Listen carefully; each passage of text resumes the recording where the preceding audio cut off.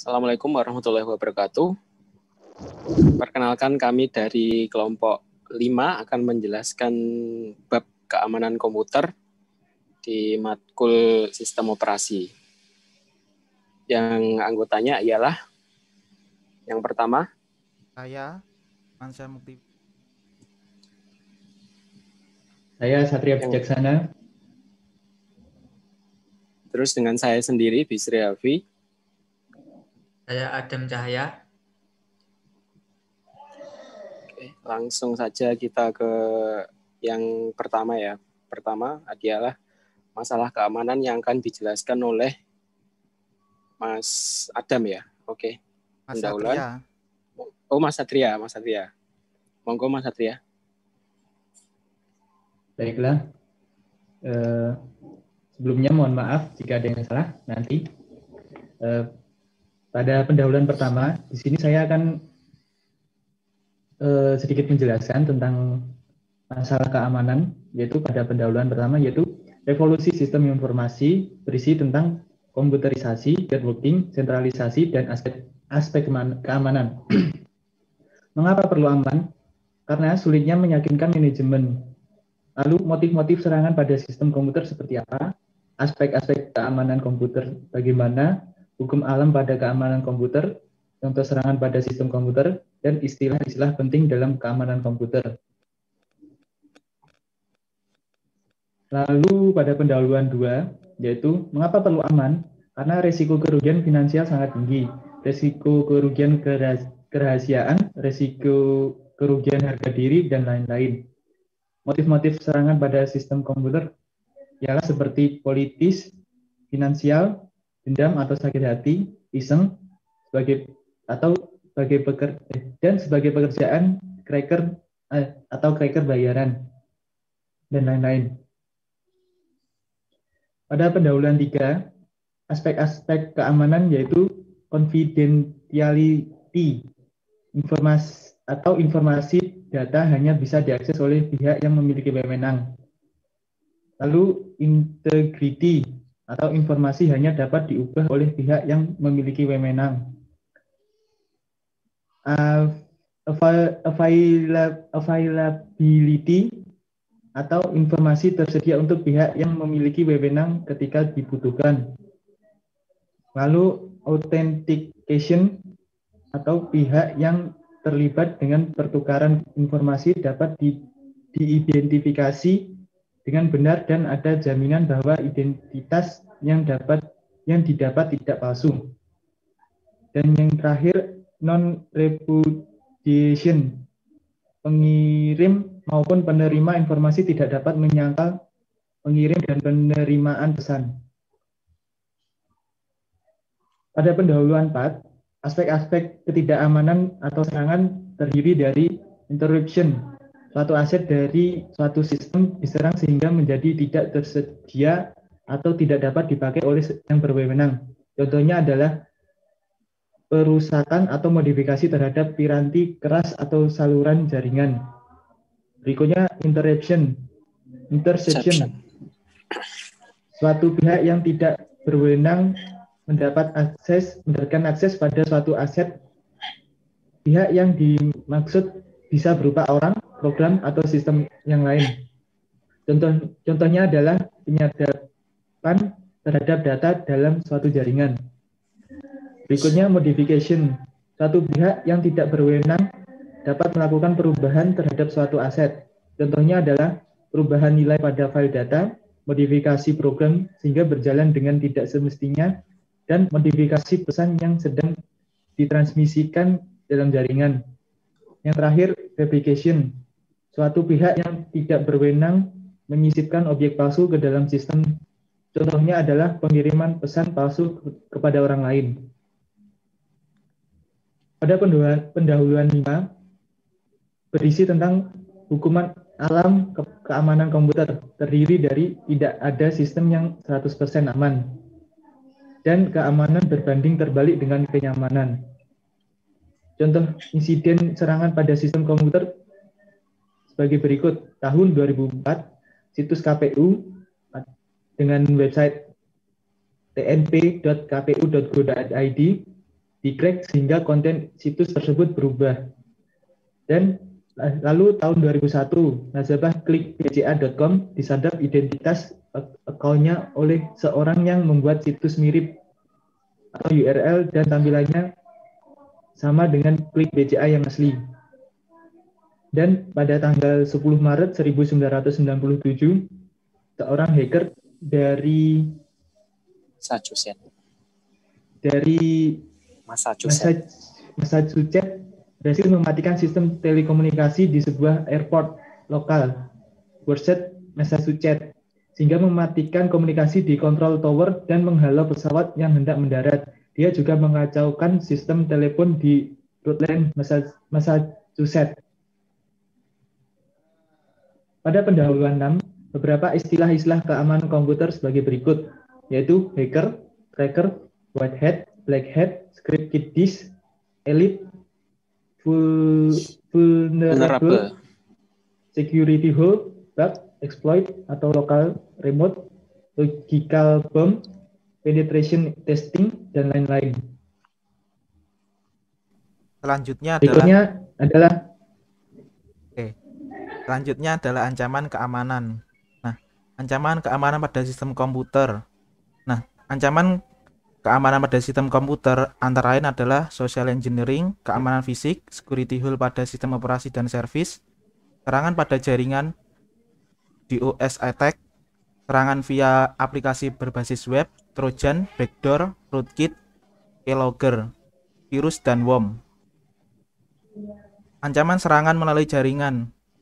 Nah, ancamannya biasanya berupa sniffing atau penyadapan, spoofing atau pemalsuan, session ejection atau pembajakan, DOS attack, dan lain-lain. Nah, sniffing. Bagaimana sniffing terjadi?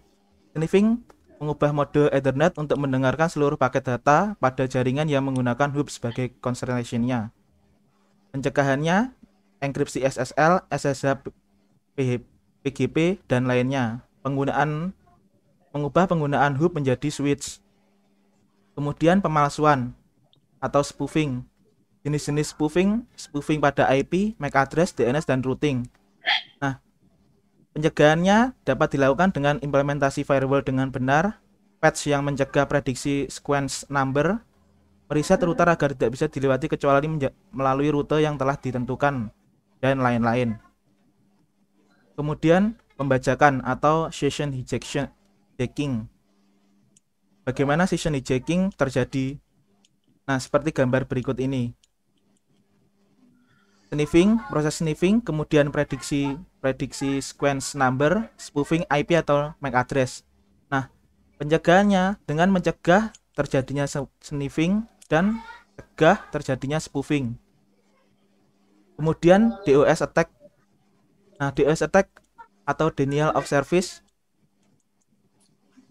tidak mampu melayani sebagaimana mestinya. Nah, jenis-jenis DOS attack adalah mematikan seluruh service secara lokal atau remote, menguras resource, hard disk, memori, prosesor, atau bandwidth dari sebuah sistem komputer.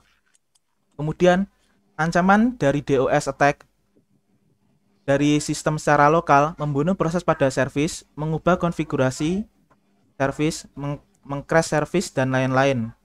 Nah, untuk pencegahan DOS attack menggunakan patch terbaru dari sebuah sistem, pengaturan privilege user dengan tepat, deteksi perubahan dengan program integrity checking. Ancaman mematikan service secara remote yaitu dengan mengirimkan malformed paket TCP/IP ke korban, kemudian melakukan teknik spoofing dan lain-lain.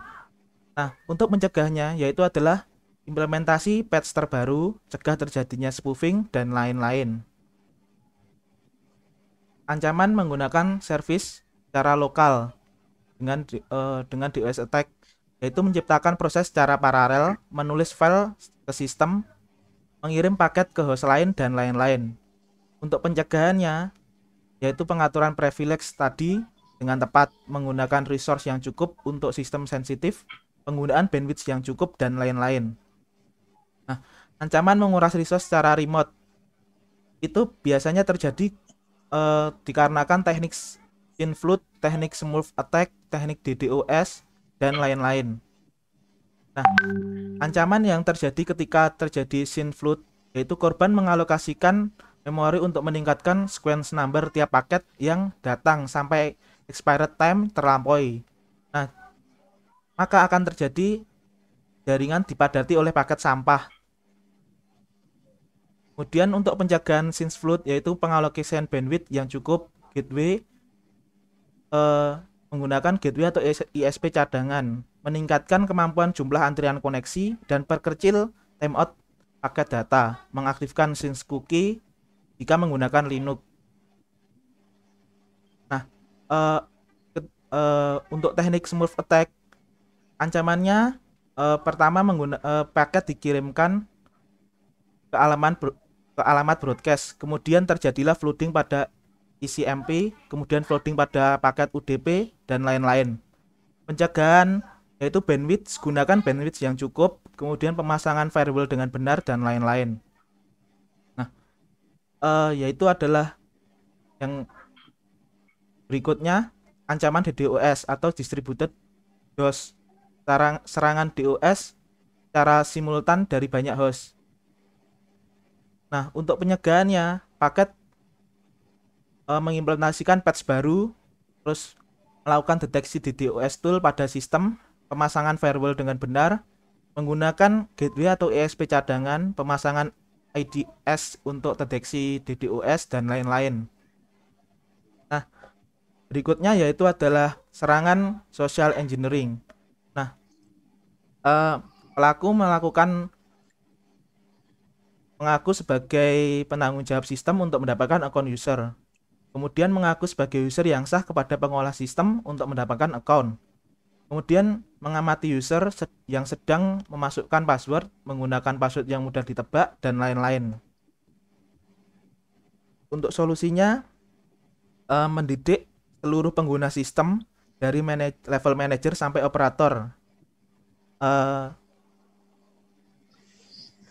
Nah, kemudian ancaman via aplikasi berbasis web. Ancamannya sebagai berikut: serangan untuk mendapatkan account, SQL injection, session hijacking, dan lain-lain. Nah, ancaman serangan kepada akun yaitu adalah pelaku menganalisa manajemen akun untuk mendapatkan akun, kemudian brute force attack, dan lain-lain. Dalam penjagaannya, dilakukanlah desain atau coding yang aman, mendisable pesan error sistem dan aplikasi yang tidak perlu. Kemudian sanitasi nilai input dengan baik dari sisi server dan lain-lain. Nah, kemudian ancaman dengan SQL injection. Nah, berikut ini adalah contoh penggunaan SQL injection. Menggunakan query untuk memanggil database untuk mengambil user. Kemudian penyerang memasukkan nilai variable ID dengan query yang diinginkan seperti berikut. Kemudian query akan menghasilkan dua buah query lainnya, yaitu mengambil user di mana ID-nya berikut ini dan diubah menjadi admin. Nah, untuk pencegahannya, melakukan sanitasi input dengan baik dari sisi server. Kemudian ancaman session hijacking, menggunakan HTTP yang stateless, eksploitasi session. Nah, untuk pencegahannya menggunakan session yang sulit ditebak, misal menyertakan ID, password, atau enkripsi nilai session. Oke, selanjutnya adalah keamanan fisik dan program, akan dijelaskan oleh Mas Adam Cahya. Baik. Yang pertama, keamanan fisik. Ancamannya adalah pembobolan ruangan sistem operasi di sistem komputer. Kedua, penyalahgunaan akun yang sedang aktif yang ditinggal pergi oleh user. Ketiga, sabotase infrastruktur sistem komputer seperti kabel, router, dan lain-lain. Untuk solusinya, pertama, memperbaiki konstruksi bangunan yang kokoh dengan pintu-pintu yang terkunci. Kedua, pemasangan screen saver. Ketiga, pengamanan secara fisik infrastruktur sistem komputer seperti CPU ditempatkan di tempat yang aman, kabel di rel, router hub ditempatkan yang aman dari jangkauan, dan lain-lain.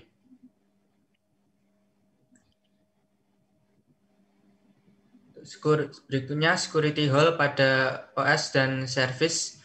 Ancamannya, buffer overflow yang menyebabkan lokal atau remote exploit. Kedua, salah konfigurasi. Ketiga, instalasi default yang mudah dieksploit, dan lain-lain. Serangan buffer overflow. Mengapa bisa terjadi buffer overflow? Serangan buffer overflow terjadi ketika si attacker memberikan input yang berlebihan pada program yang dijalankan, sehingga program mengalami kelebihan muatan dan memori tidak dapat mengalokasikannya. Ini memberikan kesempatan kepada attacker untuk menindih data pada program dan men-take over control program yang dieksekusi attacker. Contohnya seperti di gambar berikut. Ini yang kedua. Untuk pencegahan buffer overflow dari sisi programmer, coding dengan teliti dan sabar sehingga kemungkinan kekeliruan coding yang menyebabkan buffer overflow dapat dihindari. Dari sisi user, pencegahan buffer overflow bisa dengan cara selalu mengikuti informasi bug-bug melalui milis dan situs-situs keamanan seperti securityfocus.com dan lain-lain, dan selalu diupdate, update, dan update. Selanjutnya adalah kesalahan konfigurasi. Untuk ancamannya, seperti sistem dapat diakses dari host yang tidak berhak, kedua privilege yang dapat dieksploitasi, dan lain-lain. Untuk pencegahan kesalahan konfigurasi dapat dengan cara pengaturan hak akses host yang ketat, kedua pengaturan privilege yang ketat, dan lain-lain.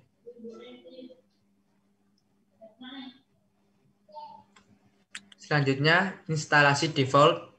Ancamannya, yang pertama, service yang tidak diperlukan memakan resource. Kedua, semakin banyak service, semakin banyak ancaman karena bug-bug yang ditemukan. Ketiga, service jaringan membuka port komunikasi. Keempat, password default diketahui oleh khalayak. Kelima, sampel program dapat dieksploitasi, dan banyak lagi. Untuk pencegahannya bisa dilakukan dengan cara nyalakan service yang diperlukan saja. Kedua, konfigurasikan seaman mungkin. Ketiga, buang semua yang tidak diperlukan setelah instalasi. Selanjutnya, backdoor, trojan, rootkit, dan keylogger.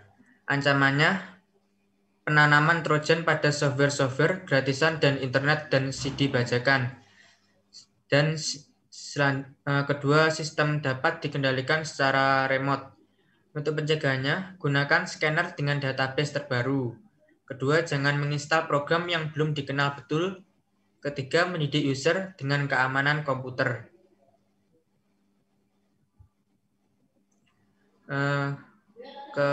Selanjutnya, virus worm. Ancaman, kerusakan kehilangan data, menguras resource sistem, memori, prosesor, hard disk, dan bandwidth. Ketiga, mengganggu atau merusak sistem. Untuk pencegahannya, gunakan scan virus dengan database terbaru. Kedua, jangan menginstal program yang belum dikenal betul. Ketiga, mendidik user tentang keamanan komputer, dan lain-lain. Selanjutnya akan dijelaskan oleh Mas Bisri. Oke, di sini kegagalan sistem dan penanganannya. Yang pertama, di sini ada sistem hardening. Yang pertama adalah hardening system security policy. Kemudian hardening system cryptography. Kemudian hardening system firewall. Kemudian hardening system IDS, intrusion detection system. Kemudian hardening system backup. Kemudian hardening system auditing system. Selanjutnya lagi hardening system digital forensik dan penanganan pasca insiden. Apa sih itu security policy? Polisi di penggunaan komputer tidak boleh meminjamkan akun kepada orang lain. Ini yang rule pertama. Yang kedua, tidak boleh mengambil atau menarik file dari komputer kantor dan lain-lain. Kemudian polisi penggunaan instalasi program. Ketentuan penggunaan instalasi program, yaitu yang pertama tidak boleh menginstal program tanpa seizin staf IT. Yang kedua, tidak boleh menginstal program ilegal dan lain-lain. Yang kemudian selanjutnya, polisi penggunaan internet atau ketentuan penggunaan internet. Yang pertama, tidak boleh menggunakan internet untuk kegiatan carding, hacking, dan lain-lain. Yang kedua adalah tidak boleh menggunakan internet untuk mengakses situs-situs yang berpotensi menyebarkan virus. Seperti situs itu. Kemudian, polisi penggunaan email. Ketentuan penggunaan email. Tidak boleh menggunakan email kantor untuk kegiatan yang di luar kebutuhan perusahaan itu sendiri. Selanjutnya adalah kriptografi. Kriptografi itu adalah sebuah ilmu atau seni menyimpan suatu pesan secara aman. Enkripsi. Jadi ini proses enkripsi dan deskripsi. Pesan terbuka dienkripsi, kemudian terdapat menjadi bahasan rahasia, kemudian dideskripsi. Deskripsi itu artinya kalau enkripsi itu kan menyandikan, kalau deskripsi itu memecah sandinya. Nah, kemudian jadilah pesan terbuka yang asli. Selanjutnya adalah kriptografi simetrik. Berikut adalah caranya, ialah pesan mentah dulu, terus dia dienkripsi, kemudian menjadi pesan rahasia, kemudian dia dideskripsi atau dipecah sandinya, kemudian terbuka. Ini adalah kriptografi simetrik. Jika kriptografi asimetrik ya seperti ini. Pesan terbuka atau pesan mentahnya dulu, kemudian dikodekan, dienkripsi, kemudian menjadi pesan rahasia, kemudian dideskripsi lagi, kemudian terbuka pesan yang asli. Oke, di sini ada pembagian sistem kriptografi berdasarkan kunci. Di sini adalah hierarkinya. Sistem penyandian berdasarkan kunci ialah terbagi menjadi dua, algoritma simetris dan algoritma kunci publik. Algoritma simetris ini terbagi lagi menjadi dua, yaitu algoritma alir, stream algorithm. Yang kedua adalah algoritma block algorithm. Algoritma alir ialah ini, A5 dan GPD. Algoritma block terdapat DES, IDEA, dan Loki. Kemudian algoritma kunci publik ialah RSA, ACC, LUC. Ini adalah teknik atau metode pengenkripsian dari jenis-jenisnya. Ini ada banyak sekali, bisa dilihat di sini. Nah, kemudian implementasi kriptografi pada HTTP atau web. Biasanya menggunakan SSL ya, Secure Socket Layer. Kemudian kriptografi pada remote login, SSH, Secure Shell. Kemudian implementasi kriptografi pada file transfer via SSH. Kemudian implementasi kriptografi pada email, ialah PGP atau Pretty Good Privacy, privasi yang sangat bagus. Lanjut, berikut adalah contoh penyadapan karena transmisi data dalam bentuk clear text. Ini, seperti ini. Kemudian implementasi kriptografi pada protokol HTTP berupa SSL. Biasanya kalau web menggunakan SSL itu ada S-nya, HTTPS. S itu artinya secure, 182 bit. Nih. Terus lanjut kepada implementasi kriptografi pada remote login dengan SSH. Mungkin di sini ada yang pernah konfigurasi SSH, ya seperti ini. Semua ini loginnya pakai root. Nah, passwordnya terus diisi, terus login. Jadi kita bisa kayak nggak ngontrol suatu komputer dari jauh tanpa menggunakan komputer itu. Kemudian firewall. Jenis-jenisnya adalah packet filtering, proxy based, dan stateful. Di mana firewall itu? Yaitu pertama di host atau personal firewall di komputernya itu sendiri. Yang kedua ada di routernya. Kemudian efektivitas firewall adalah 20% tools dan 80% konfigurasi. Jadi tools juga berpengaruh, konfigurasi atau caranya juga berpengaruh. 80% lebih besar. Kemudian paket filtering firewall. Yang pertama parameternya adalah contoh protokol TCP, UDP, dan ICMP. Port asal. Contoh 2 portnya 124.655536. Kemudian port tujuan, contoh 25. Kemudian IP asal network tujuan, contoh 81.52.22.1. Kemudian tujuannya ada lagi 8152.22.0 prefix 29. IP tujuan atau network tujuan, contoh 81.52.22.1, 81.52.22.0/29. Kode bit, contoh ACK. Kemudian judge, contohnya drop dan accept. Proses filtering cepat. Di sini masih membahas firewall, aliran paket data chain. Ialah input, rule untuk paket yang masuk. Kedua adalah output, rule paket yang keluar. Yang ketiga forward, rule untuk paket yang diteruskan. Berikut seperti ini, input, kemudian masuk ke sistem, kemudian output. Di forward dulu. Kemudian yang keempat, stateful packet filter. Packet filtering yang dikembangkan sehingga mampu mengingat paket yang diimplementasikan dalam state table. Proses filtering sedang dibanding packet filtering dan proxy based. Proxy based di sini filtering di level aplikasi. Proses filtering lebih lambat. Nah, proses firewall yang optimal ialah firewall diletakkan di router atau gateway untuk mengantisipasi serangan internet. Kemudian yang kedua adalah firewall diletakkan di router atau NAT untuk mengantisipasi serangan dari intranet. Berikut adalah topologi jaringannya. Nah, ini contoh firewall dengan IP tables. Apa sih IP tables itu? Ya kayak ini contohnya. Jadi di IP tables itu ada rules. Ini semua ada IP ini 202.62.9.219 server yang didedikasikan khusus hanya untuk web server. Maka seluruh paket dari internet ditolak kecuali protokol TCP dengan destination port web. Port web itu kan 80. Jadi selain service dari port web 80 itu akan ditolak. Contohnya seperti ini, ada rule-nya. Kalau udah pernah dapat pelajaran admin server pasti tahu.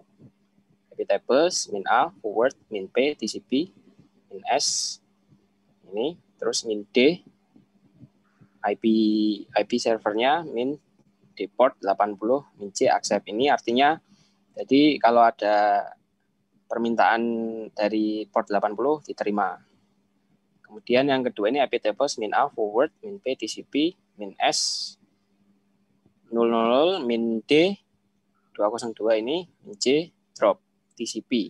TCP selain port 80 tadi akan di drop juga atau ditolak. Kemudian selanjutnya IP tables, min A, forward, min P, UDP, min S, 00.0.0/0, min D, IP servernya tadi, min G, di drop. Jadi seluruh paket yang ada di UDP tadi, UDP, yang masuk ke server akan di drop atau ditolak. Kemudian jaringan intranet terkena virus berontak yang salah satu efeknya adalah klien-klien yang terkena virus ini akan melakukan forwarding ICMP ke situs 71tahun.com. Nah, IP-nya ini 70.84.171.179. Nah, ini seperti ini. Jadi kalau biar tidak terkena ini ICMP 71.com, berarti langsung aja kita masukkan rules-nya. Oh ya, yang pertama kita harus install dulu ya, kayak Debian server atau Ubuntu server dulu ya. Ini jadi sintaknya itu terdapat di Linux server intinya. Kemudian ini rules-nya IP tables, min A, forward, min P, ICMP, min S, 0.0.0/0, min D, IP-nya 71tahun.com tadi dimasukkan, kemudian min C drop. Jadi permintaan ke sini akan ditolak di IP-nya 71tahun.com. Kemudian lanjut ke IDS, Intrusion Detection System. Cara mendeteksinya adalah deteksi anomali prosesor, bandwidth, memori, dan lain-lain. Kemudian signature yang disimpan dalam database. Serangan terdeteksi, kemudian apa yang harus kita lakukan? Kemudian kita menggunakan alert via SMS, email, dan lain-lain. Kemudian kita konfigurasi ulang firewall. Lanjut menjalankan program respon terhadap serangan, kemudian logging serangan dan event. Jenis-jenis IDS. Di sini ada network IDS dan host IDS. Nah, ini adalah gambar network IDS versus host IDS. Jadi kayak gini ya gambarnya. Yang kiri itu network IDS, yang kanan itu host IDS. Contoh-contoh produk IDS Nord. Seperti ini. Metacrisis ini. Home, summary statistik.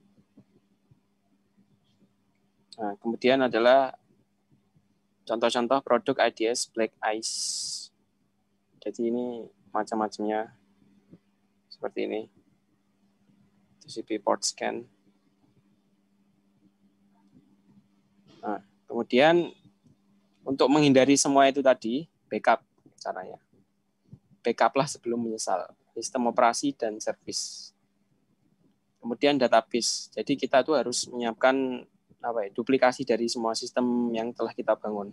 Kemudian aplikasi dan kemudian data-data penting lainnya untuk menghindari semua itu tadi. Backup bisa dilakukan lewat CD atau DVD. Mungkin kalau CD untuk DVD itu kekecilan ya untuk sekarang. Sekarang bisa menggunakan hard disk digunakan untuk backup. Yang kemudian adalah auditing system. Langkah yang tadi yang harus dilakukan, auditlah sistem Anda sebelum orang lain melakukannya. Yang pertama yang harus diaudit adalah hak akses. Kemudian sistemnya itu sendiri, audit dengan penetration testing. Jadi sebelum kita merilis suatu sistem itu kita harus testing dulu. Oh gitu kita bisa kena serangan nggak sih dari sistemnya kita sendiri? Kita harus tes dulu sebelum orang lain ngetes kita. Intinya gitu. Contoh audit sistem dengan software Nessus ini tadi. Seperti berikut. Kemudian adalah digital forensik. Apa sih itu digital forensik? Adalah pengecekan koneksi aktif. Kemudian pengecekan listening port pada pasca insiden, pengecekan proses yang aktif pasca insiden, pengecekan log user yang login, pengecekan log sistem, pengecekan log pengakses service, dan lain-lain. Jadi log di sini penting ya teman-teman untuk mengetrace apa saja yang udah udah dilakukan di sistem kita itu penting. Jadi ada historinya, kita itu ngetrace-nya itu gampang untuk digital forensik ini. Kemudian penanganan atau pemulihan pasca insiden. Dicek dulu apakah ada backdoor yang ditanam. Tahu backdoor kan? Backdoor itu kayak file di dalam suatu server lah.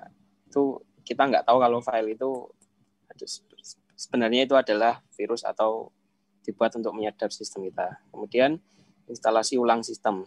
Kalau udah nggak bisa ya udah install ulang aja. Nggak ribet. Kemudian tutup security hole yang ada. Jika masih memungkinkan sebelum install ulang ya kita tutup dulu portnya semua yang nggak diperlukan. Kemudian perbaiki konfigurasi firewall. Nah, pengecekan koneksi aktif. Ini kayak ini. Netstat, min.na, min.grep, EST. Ini. Koneksi yang aktif ini dicek. Nah, ini dia menggunakan TCP. IP-nya ini stabilis. Jadi kita bisa memantau lewat sini, netstat ini.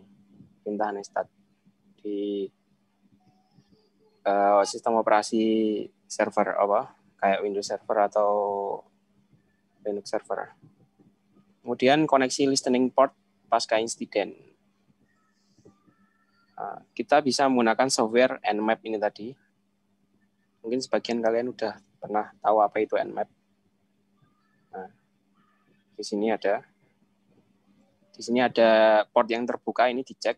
Port 21 ialah FTP, port 22 ialah LZ yang dibuka, port 23 Telnet, port 80 HTTP atau web, port 11 itu SAN RPC, port 443 HTTPS, port 513 login, port 515 printer, port 873 rsync, port 3306 MySQL, port 6000 X11. Jadi yang dibuka ini yang diperlukan saja. Kalau yang nggak diperlukan tadi pakai rule IP tables. Jadi selain koneksi yang ini FTP, ya, telnet dan lain-lain ini ditutup. Kemudian ada lagi ini pengecekan proses yang aktif pasca insiden. Di sini kayak menggunakan ini ya, apa namanya? Kayak task manager gitu ya. Jadi dia mantaunya dari sini. PID-nya berapa, konsumsi memori dan CPU berapa. Di sini keluar semua. Stop. Tanggalnya berapa, startnya. Ini kelihatan di sini.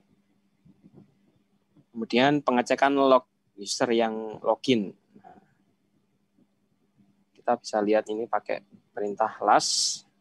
Ini siapa yang login ini, tanggal-tanggalnya, jam segini. Kemudian di window selanjutnya ini kita bisa lihat di directory var/log. Ini kita juga bisa lihat di sini. Ini siapa saja yang selama ini, Pak Puji, virtual, BLM, yang menggunakan konfigurasi di server. Kemudian pengecekan log pengakses service. Di sini menggunakan Windows NT ya. Terdapat di sini. Service apa yang berjalan pada server ini? Semua ini. Mozilla, Windows NT, dan lain-lain. Bisa dibaca sendiri. Nah, mungkin itu saja yang bisa saya jelaskan, kita jelaskan pada saat ini. Mungkin kalau ada pertanyaan, monggo ditanyakan. Sekian dari kelompok kami. Jika ada kurang lebihnya mohon maaf. Nanti video ini akan ditayangkan pada saat Zoom. Terima kasih. Wassalamualaikum warahmatullahi wabarakatuh.